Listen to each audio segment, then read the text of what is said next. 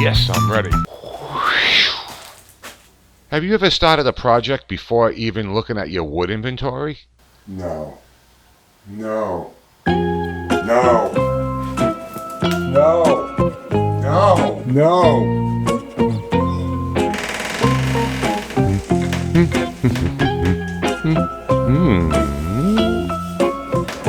Desperation for wood is a hard pill to swallow.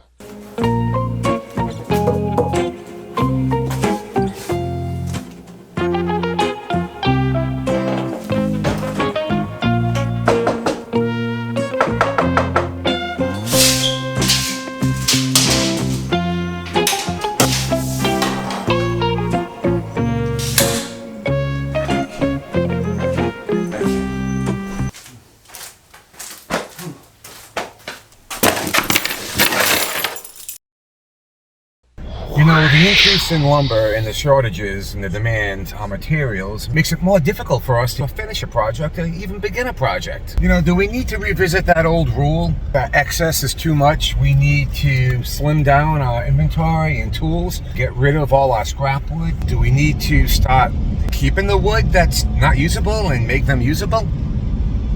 Oh.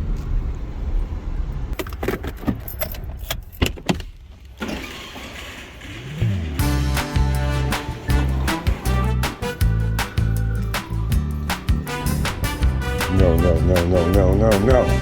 No, no, no, no, no, no, no. No.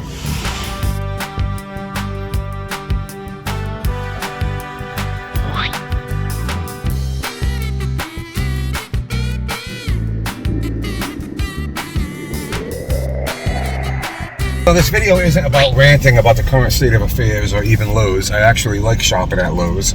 And it's not just the big box stores that are suffering from these times, it's everyone. In fact, it's all the lumber suppliers that are being affected.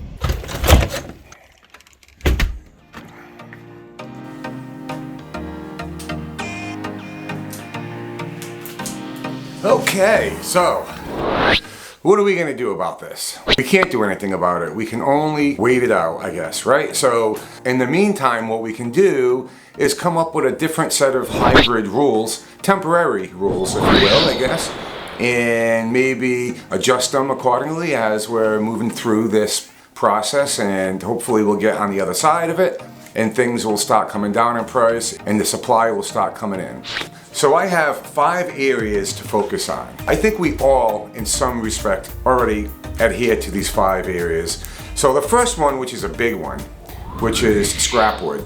We all know, the old saying is anything less than 5 or 6 inches, just toss away. I've also known people to create what's called a purge schedule as well. So what that means is put it aside for a month and revisit it. And after a month, if you haven't used it, then get rid of it, providing you have an area in your shop or workspace to place hold this scrap wood. So usually for me, it's about 3 to 4 months. It'll sit in one area, and if I don't use it in 3 or 4 months, then I will get rid of it. So that's one way in, prolonging the inventory a little bit, rather than just tossing everything away and then regretting it later on. So that's number 1, scrap wood purge schedule. So number 2, pretty self-explanatory, right? It's better organization of your working wood pile, meaning your good wood. We all have that one area that we keep all of our good wood, whether it's a couple of shelves worth or a whole bay worth of wood.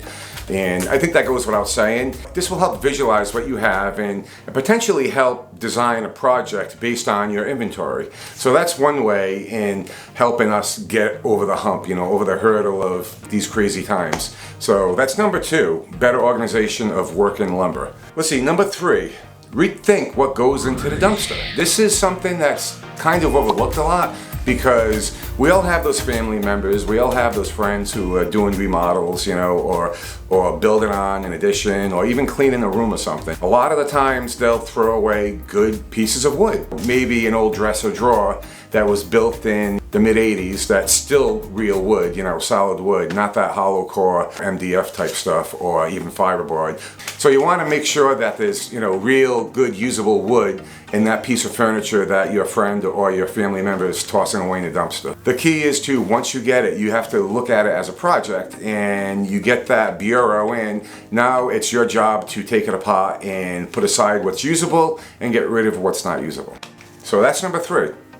Number 4, project expectations. This is a huge one as well, and I find myself doing this lately. So if I design a project, you know, you think about it in your head, what types of wood you want to use, and of course all of us want to use the best exotic woods, right? So you kind of have to rethink what you're designing, and if it's something that, you know, you need to put off because you don't have the wood inventory, then maybe we should put it off. But you know, to get us through these times, we want to build, right? We want to make stuff. So maybe just, you know, make something out of pine, some less expensive wood, or even that scrap wood that you have on a purge schedule from, you know, line item number 1, maybe you can reuse some of that into your current project. You have to set the expectations on whatever you're doing. So if you don't have the readily available inventory in your good wood pile, and then you look to your scrap bin, maybe let's use a less expensive material. And also you could take this opportunity to use some of those scraps of MDF or particle board,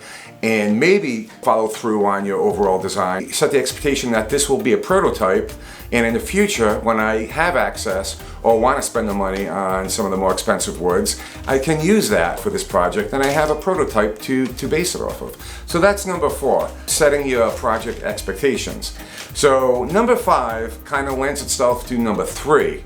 This is a big one, and I think in some ways we all do this. It's our reclaimed lumber, recycling, dumpster diving, curb pickups. We can really get some good usable wood with a little bit of effort to clean it up, to get it to a usable state where we can incorporate that in a project. You're gonna see like a lot of laminated stuff and like, you know, particle board stuff. So you wanna stay away from that. And most likely it'll be swollen anyway because it was probably left out in the rain. So keep a lookout. If it's something that was built in like the late 70s, early 80s, and it looks like it's somewhat good quality, pull over and inspect it. Maybe just the drawers you want to take because they're solid wood.